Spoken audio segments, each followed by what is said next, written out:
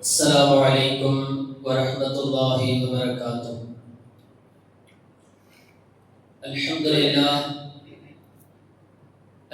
لله نحمده ونستعينه ونستغفره ونؤمن به ونتوكل عليه ونعوذ بالله من شرور أنفسنا ومن سيئات أعمالنا.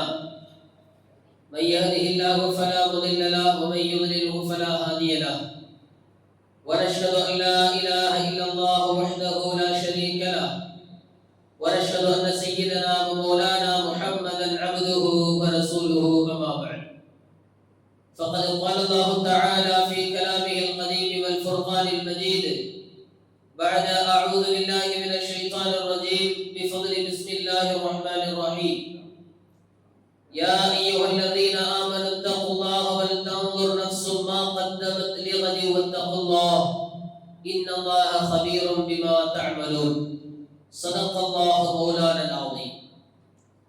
நிகரில்லா வாழ்வழித்து நெடுநிலத்தை காப்பதற்கு வரையறுத்த இறைவனுக்கு மாண்பில்லா புகழடைத்தும் அவ்விறையோனின் சலாத்திலும் கருணையும் சலாமிலும் வீரேற்றமும் சத்திய தூதர் சரதாரி ஆலம் கண்மணி நாயகம் ரசூலை கரீம் ஸல்லல்லாஹு அலைஹி வஸல்லம் அன்னவர்களின் மீதும் அன்னவர்களை பின்பற்றி வாழ்ந்த சத்திய சஹாபாக்கள், தாபிஈன்கள், தபஅ தாபிஈன்கள், நல்லோர்கள், நாதாக்கள், சுஹதாக்கள், சித்திகீன்கள், சாலிஹீன்கள், குறிப்பாக நம் அனைவர்களின் மீதும் என்றென்றும் உண்டாவதாக. ஆமீன் யா ரப்பல் ஆலமீன்.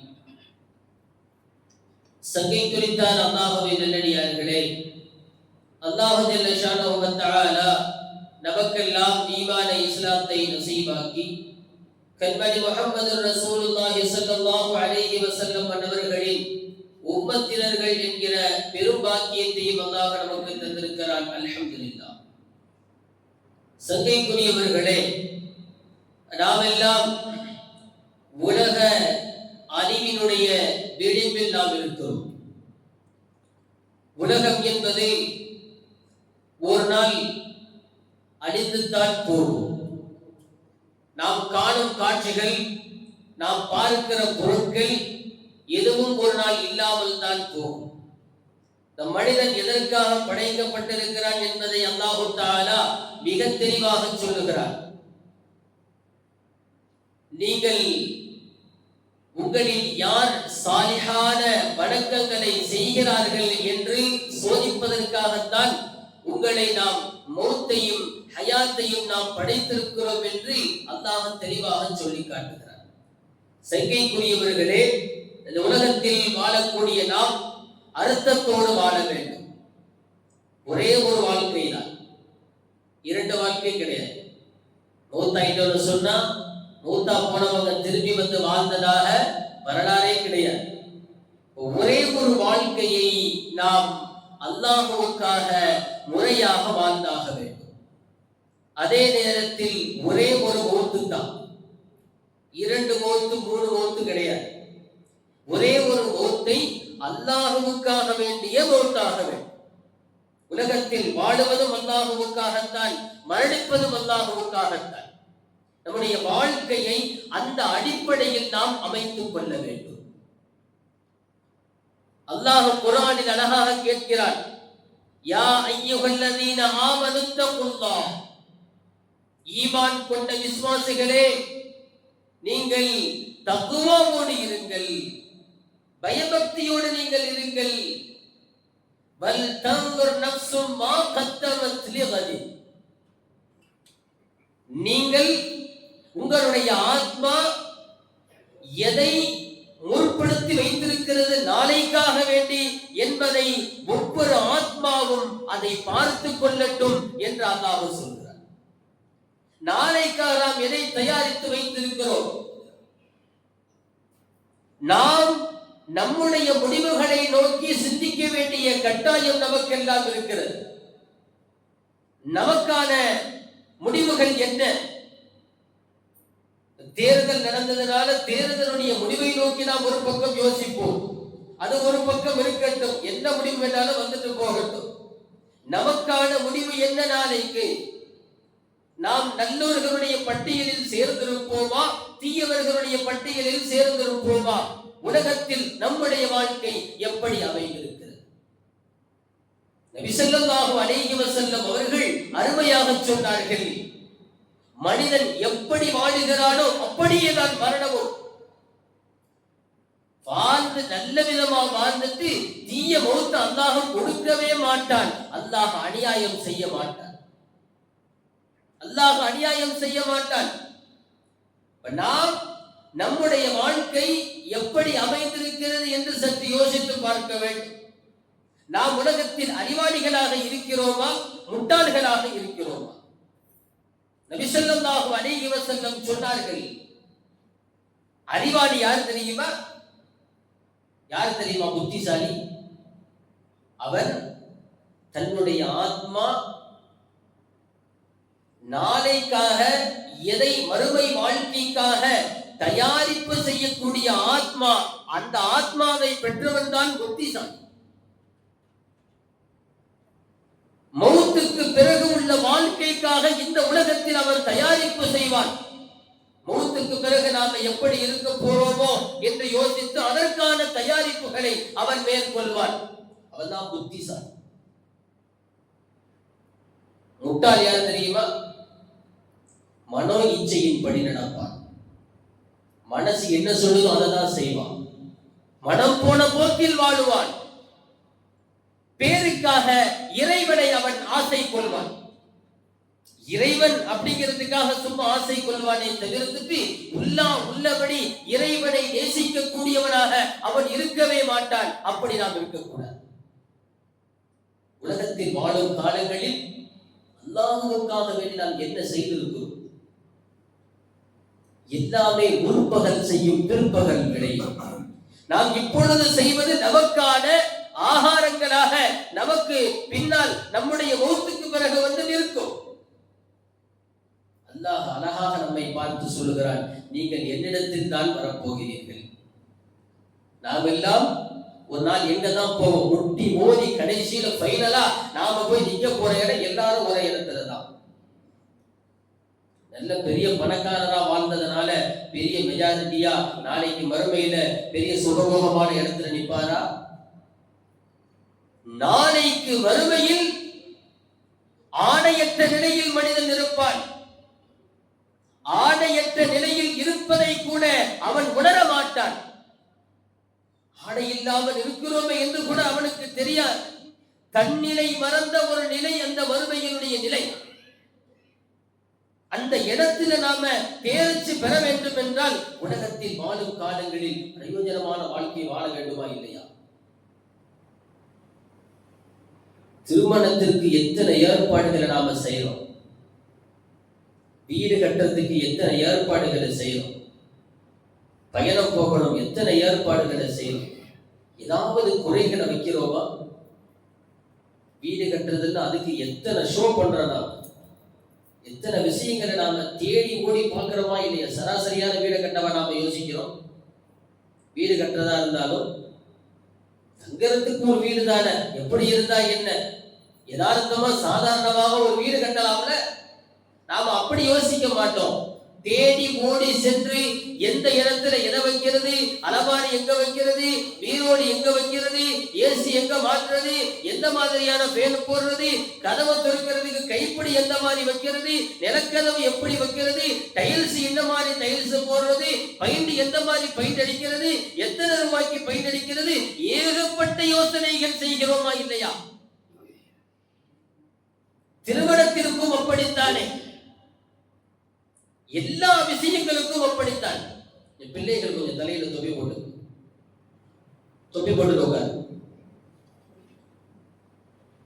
உலகம் சார்ந்த விஷயங்களில் அப்படித்தானே நாம் செய்கிறோம். எத்துணை ஏற்பாடுகளை நாம செய்கிறோம். எதிலையாவது குறை வைக்கிறோமா? ஆனால் மறுமை என்று வருகிற போது நமக்கான நாம் எந்த இடத்துல நாம மறுமையில நிக்க போறோம்ங்கிற யோசனை நமக்கு இல்லையே. ஏன்? என்ன செய்வது? உலகத்தில் அல்லாஹ் நம்மை படைத்தது இதற்காக. அந்த நோக்கத்தை நாம் விளங்க வேண்டும். உலகம் ஒரு நாள் அழிந்துத்தான் போகும். சஹாபாக்கள் எப்படி வாழ்ந்தார்கள், நபிமார்கள் எப்படி வாழ்ந்தார்கள், எல்லா சுப செய்திகளும் சொல்லப்பட்ட பிறகும் கூட சஹாபாக்கள் ஒரு கணம் கூட அல்லாஹ்வை மறக்க அவர்கள் நாடவில்லை. சஹாபாக்கள் சொர்க்கத்திற்காக சுப செய்தி சொல்லப்பட்டவர்களுடைய வாழ்க்கை வரலாறுகளை எடுத்து படித்து பாருங்கள். அவர்கள் மறுமைக்கான தயாரிப்புகளை எப்படி செய்தார்கள், இறைவனின் மீது அச்சப்பாடு அவர்களுக்கு எப்படி இருந்தது. நபிமார்கள் அல்லாஹ்விடத்தில் துஆ செய்கிறார்கள், அல்ஹிக்னி பிஸ்ஸாலிஹீன், யா அல்லாஹ் சாலிஹானவர்களுடைய கூட்டத்திலே என்னை சேர்த்துட்டு நபிமார்கள் துஆ செய்கிறார்கள். நபிமார்கள் சாலிஹானவர்கள் இல்லையா? நபிமார்கள் என்றாலே சாலிஹானவர்கள் தானே. சாலிஹானவர்கள் வெளியில தேட வேண்டிய, நபிமார்கள் வந்துட்டாலே அவங்க எல்லாருமே சாலிஹானவர்கள் தானே. நபிமார்களே துஆ செய்திருக்கிறார்கள், யா அல்லாஹ் நல்லடியார்களுடைய கூட்டத்திலே சாலிஹீன்களுடைய கூட்டத்திலே என்னை சேர்த்துடு துஆ செய்த நபிமார்கள் எல்லாம் உண்டு. சங்கைக்குரியவர்களே, ஒரு அழியக்கூடிய உலகம், உலகம் அழிந்துவிடும். உலகம் அழிவை நோக்கி சென்று கொண்டிருக்கிறது. மனிதன் உலகத்தை நோக்கி வந்து கொண்டிருக்கிறார். இதான் யதார்த்தம். உலகம் அழிவை நோக்கி தான் போகுது. மனிதன் உலகத்தை நோக்கி வந்து கொண்டிருக்கிறார். நாளுக்கு ஒரு முறையாவது நம்மை பற்றி நாம் பரிசோதனை செய்து பார்க்க வேண்டும். பரிசோதனை செய்து பார்க்க வேண்டும். உங்களுக்கு கேள்வி கணக்கு கேட்கப்படுவதற்கு முன்னால் நீங்கள் தங்களை தாங்களே கேள்விகளை கேட்டுக் கொள்ளுங்கள் என்று உமர் ரலியல்லாஹு அன்ஹு சொன்னார்கள். இப்பேற்பட்ட மாமனிதர், இஸ்லாத்தின் இரண்டாவது கலீஃபா, மிகவும் வலிமையான மாமனிதர், தன்னுடைய வீட்டுல பணியாளர் ஒருத்தரை வச்சிருப்பாங்களாம். தன்னுடைய வீட்டுல ஒரு பணியார். அந்த பணியாருடைய வேலை என்ன தெரியுமா? உமர் ரலியல்லாஹு அன்ஹு வீட்டை நோக்கி வரும்போதெல்லாம் அல்லாஹ்வை அஞ்சிக் கொள்ளுங்கள், மறுமைக்கு பயந்து கொள்ளுங்கள், மறுமையை நினைவு கூறுங்கள் என்று சொல்லுவதற்காகத்தான் ஒரு பணியாளை உமர் ரலியல்லாஹு அன்ஹு தன்னுடைய வீட்டில் நிறுத்தி வச்சிருந்தார். தப்பி தவறி கூட நாம் அதை மறந்துடவே கூட. உலகத்துல பாருங்க எவ்வளவு நாம சுகபோகங்களாக. அல்லாஹ் சொல்கிறார், நாளைக்கு சிலர்களை குருடர்களாக எழுப்புவார். குருடர்களாக எழுப்புவான். அவங்க கேட்பாங்க, ஆல ரப்பி லிம ஹஷர்தனி அஅமா வகத் குன்த பஸீரா வகத் குன்து பஸீரா. யா அல்லாஹ், யா ரப்பே, என்னை ஏன் குருடனாக எழுப்பினாய்? உலகத்தில் நான் பார்வை உள்ளவனாகத்தானே இருந்தேன், எனக்கு பார்வை இருந்தது, இப்பொழுது நான் ஏன் குருடனாக இருக்கிறேன்? என்னை ஏன் குருடனாக எழுப்பினாய்? அல்லாஹ் சொல்லுவார், கால கதாலிக அத்தத்க ஆயாத்துனா ஃபனசீதஹா வகதாலிகல் யௌம துன்ஸா. உலகத்துல வாழும் பொழுது என்னுடைய அத்தாட்சிகளை நீ மறந்தாய், என்னுடைய அத்தாட்சிகளை நீ மறந்திருந்தாய். உனக்கு எத்தனையோ விஷயங்கள் சொல்லப்பட்டது, எது சரி எது தவறு என்று சொல்லப்பட்டதா இல்லையா? ஒன்றும் தெரியாதவர்களா நாம்? எத்தனை தெரிந்தும் கூட தெரிந்தே பாவம் செய்யக்கூடியவர்கள் இருக்கிறார். பாவம் என்று தெரியும், இருந்தாலும் செய்கிறது, அதுல ஒரு சந்தோஷம். உலகத்தில் அப்படிப்பட்டவர்கள் இருக்கிறார்கள். நல்லது கெட்டது தெரியாதவங்க இல்லை. நாம் உலகத்தில் வாழக்கூடியவர்கள் தொழுகணும்னு தெரியுமா தெரியாதா? தொழுகை கடமை என்று தெரியுமா தெரியாதா? யார் யார் அவர்களுடைய தகுதிக்கு ஏற்ப எந்தெந்த கடமைகள் நமக்கு கடமை என்று தெரியும். எல்லாருக்கும் ஜக்காத் வசதி உள்ளவங்க ஜக்காத்து கடமை என்று தெரியும். ஹஜ்ஜி வசதி இருக்கிறவங்களுக்கு ஹஜ்ஜி கடமை என்று தெரியும். எல்லாமே தெரியத்தான் செய்யும். நோன்பு கடமை என்று தெரியும். ஆனாலும் அது விஷயத்தில் யோசிக்கிறதே கிடையாது. யாரிடத்தில் எப்படி பேசணும்னு தெரியாதா, யாரோடு எப்படி பழக வேண்டும் என்று தெரியாதா, பள்ளிவாசலுக்கு என்ன மரியாதை தெரியாதா, எல்லாமே தெரியும். ஆனால் தெரிந்தும் மறந்திருக்கிறோம். பாராமுகமாக இருப்பது இதுதான் பாராமுகமாக இருக்கிறது. அப்ப தெரிந்தும் குருடர்களாக நாம் இருந்தால் யோசிச்சு பாருங்க. மதுரையில ஒரு மதரசா, அந்த மதரசா பார்வை அற்றவர்களுக்கான மதரசா, கண்ணு தெரியாதவங்களுக்கான மதரசா. அந்த மதரசாவில் ஹாஃபில்கள், கண்ணு தெரியாதவர்கள் ஹாஃபிலாக இருக்கிறார். உண்மையிலேயே அவங்களுக்கு கண்ணு தெரியாது, ஆனால் அவர்கள் குர்ஆனை மனனம் செய்த ஹாஃபில்களாக இருக்கிறார்கள். அவர்களுக்கு ஒரு குர்ஆன் இருக்கு. எந்தெந்த எழுத்துக்கு ஒரு எழுத்துக்கு ஒரு புள்ளிகள் இருக்கு. அந்த புள்ளிகளை அடையாளமாக வைத்து இது இந்தந்த எழுத்து அவங்க தெரிஞ்சுக்குவாங்க. அந்த அடிப்படையில் அவர்கள் அதை கையால் தடவிக்கொண்டே அவர்கள் ஓதுவார்கள். அந்த அமைப்பிலேயே அவர்கள் குர்ஆனை மனனம் செய்த ஹாஃபிதுகள். இவர்கள் பார்வை இல்லை, ஆனால் அவர்கள்தான் உண்மையான பார்வையாளர்கள். வெளிப்படையில் அவங்களுக்கு கண்ணு தெரியாது, ஆனா நம்மை விட அவர்கள் மிக தெளிவாக குர்ஆனை ஓதுகிறார்கள். குர்ஆனை மனப்பாடம் செய்கிறார்கள். ஹாஃபிதுகள் இருக்கிறார்கள்.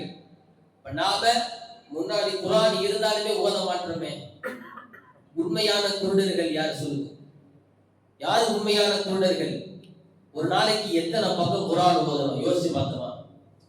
குர்ஆன் நமக்காக அருளப்பட்டதே, ஒரு நாளைக்கு ஒரு பக்கமாவது குர்ஆன் ஓதலாமா?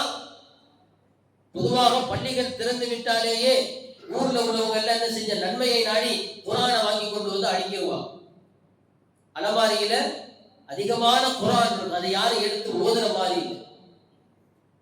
முன்னாலெல்லாம் நோம்புல ஒரு தடவை ஓதுவாங்க. நோம்புலையாவது எல்லாரும் உட்கார்ந்து ஆளுக்கு ஆளு குர்ஆன் எடுத்து வச்சு ஓதுவாங்க. அதை கூட நாம் இப்பொழுது பார்க்க முடியவில்லை. உண்மையாகவே நாம் குர்ஆன் கண் முன்னால் இருந்தும் அதை எடுத்து ஓதாமல், படிக்காமல், உணராமல் இருப்பது நாம தான் உண்மையான குருடர்கள். நல்லது கெட்டது எல்லாம் மிக தெளிவாக நமக்கு சொல்லப்பட்டதற்கு பிறகும் கூட நாம் அதை பற்றி யோசிக்கவில்லை என்றால் நாம் குருடர்கள் தானே. அல்லாஹ் சொல்லுவது சரியாக இருக்கா இல்லையா? நான் பார்வை உள்ளவனாக இருந்தேன், பார்வையற்றவனாக ஏன் எழுப்பினாய் என்று அல்லாஹ் அவன் கேட்கிற போது அல்லாஹ்விடத்தில், உலகத்தில் வாழும் பொழுது நீ அப்படித்தான் இருந்தாய், பார்வை இருந்துச்சு, ஆனா என்னுடைய அத்தாட்சிகளை நீ மறந்து விட்டாய்.